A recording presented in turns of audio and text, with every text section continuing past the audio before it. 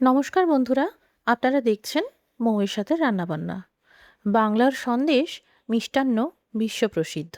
কারণ এই সন্দেশ আমাদের বাঙালিদের কাছে শুধুমাত্র একটি পদ নয়, আমাদের বাঙালির সংস্কৃতি, আমাদের ঐতিহ্য। যে কোনো উৎসব বা ঘরোয়া পূজা অনুষ্ঠানে সন্দেশ তো থাকবেই। আজকে এমনই একটি রেসিপি শেয়ার করব, আমসত্ত্বের সন্দেশ, যা আপনারা খুবই ঝটপট বিনা ঝামেলায় বানিয়ে নিতে পারবেন। রেসিপিটি ভালো লাগলে লাইক দিয়ে শেয়ার করে দেবেন। এইরকম আরও নতুন নতুন রেসিপির জন্য চ্যানেলটি সাবস্ক্রাইব করে রাখুন। এখানে একটি প্যানে দিয়ে দিচ্ছি 500 ml গরুর দুধ। কোনো রকম ফুল ক্রিম দুধ প্রয়োজন নেই, এমনি নর্মাল দুধ হলেই হবে। প্রথমে দুধ ভালো করে জাল দিয়ে ফুটিয়ে নিতে হবে। দুধ গরম হয়ে গেছে, এবার ইন্ডাকশনটা অফ করে দিলাম। এখানে 2 চা চামচ ঘি দিয়ে দিলাম। ঘি মেল্ট হতেই দিয়ে দিচ্ছি এই দুধ, যেটা এক্ষুনি আমি জাল দিয়ে ফুটিয়ে নিয়েছিলাম। মোট 500 ml দুধের অর্ধেকটা অর্থাৎ 250 ml দিয়ে দিলাম। আমার এইটুকুতেই হয়ে যাবে। আপনারা যদি আরও বেশি পরিমাণে সন্দেশ বানাতে চান তাহলে পুরো দুধটাই দিতে পারেন।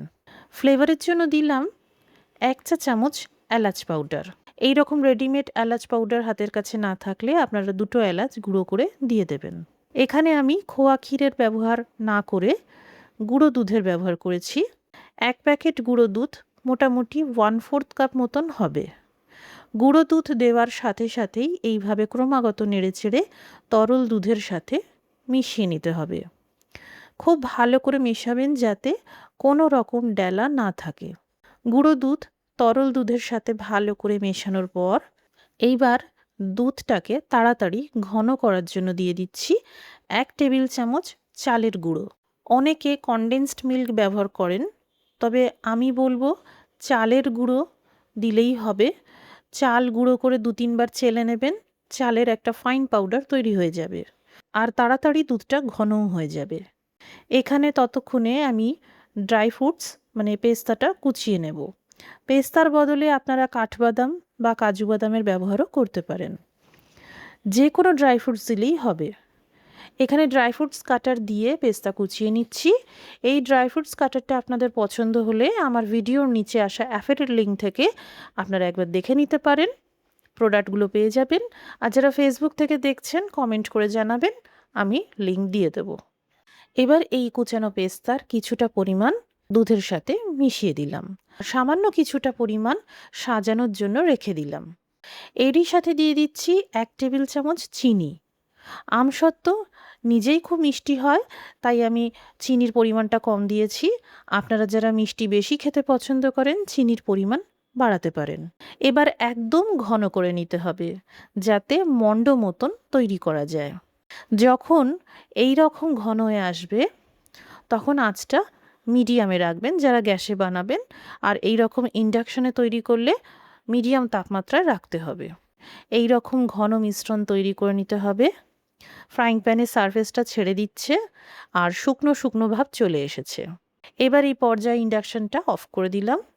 এই মিশ্রণ পুরোপুরি ঠান্ডা করে নিতে হবে। ততক্ষণে এইদিকে আমসত্ত্বটাকে খুব পাতলা পাতলা করে এক একটা লেয়ারকে আলাদা করে নিতে হবে। খুব পাতলা করে করে আলাদা করে নেবেন। বেশি মোটা হয়ে গেলে আবার সন্দেশ খেতে ভালো লাগবে না। আপনারা যারা বাড়িতেই আমসত্ত্ব বানিয়ে নেন সেগুলো দিয়েও করা যাবে। এখানে দেখুন সন্দেশের মিশ্রণ একদম ঠান্ডা হয়ে গেছে আর এই রকম গোল মন্ডের মতন তৈরি করা যাচ্ছে।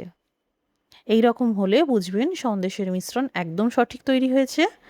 এবার আমসত্ত্বের সাইজ অনুযায়ী আন্দাজ মতন কিছুটা মিশ্রণ নিয়ে এইভাবে লম্বা করে রোল করে নিতে হবে। হাতে সামান্য ঘি বা খুব সামান্য তেল লাগিয়েও এই কাজটা করতে পারেন, এতে অনেক সহজ হয়ে যাবে। এবার এই সন্দেশের রোলটাকে আমসত্ত্ব দিয়ে এইভাবে মুড়িয়ে নিলাম আর দুপাশ থেকেও এইভাবে চেপে চেপে দিচ্ছি যাতে সন্দেশটা দেখতেও সুন্দর লাগে। কিছু মিষ্টির দোকানে এই গরমের সিজনে এইরকম আমসত্ত্বর সন্দেশ মাঝে মধ্যেই দেখা যায়। এই রকমই দেখতে হয় আর বানানো খুবই সহজ। এইভাবে খুবই ঝটপট আপনারা আমসত্ত্ব বাড়িতে থাকলে এরকম আমসত্ত্বের রোল সন্দেশ বানিয়ে নিতে পারবেন। শুধুমাত্র খেয়াল রাখবেন এই আমসত্ত্বের লেয়ারগুলো যেন পাতলা পাতলা হয়, খুব মোটা মোটা যেন না হয়, না হলে আবার দেখতে ভালো লাগবে না। আমি বাড়িতে অক্ষয় তৃতীয়ার পূজা উপলক্ষে এই আমসত্ত্ব রোল সন্দেশ বানিয়েছি। এইভাবে সামান্য করে কেসর দিয়ে সাজিয়ে দিলাম। কেসর না থাকলে কোনো ব্যাপার নেই, আপনারা পছন্দ মতন যেভাবে ইচ্ছা সাজাতে পারেন। অনেকটা দোকানের মতনই দেখতে লাগছে। আর বাকি অবশিষ্ট যে পেস্তা কুচি ছিল সেটা ছড়িয়ে দিলাম। তৈরি হয়ে গেল বাঙালির প্রিয় আমসত্ত্ব রোল সন্দেশ বা আমসত্ত্বের সন্দেশ। বাড়িতে অবশ্যই বানাবেন, আর বাড়িতে বানালে কেমন তৈরি হলো কমেন্ট করে জানাতে পারেন। রেসিপিটি দেখার জন্য অসংখ্য ধন্যবাদ। সবাই ভালো থাকুন, সুস্থ থাকুন।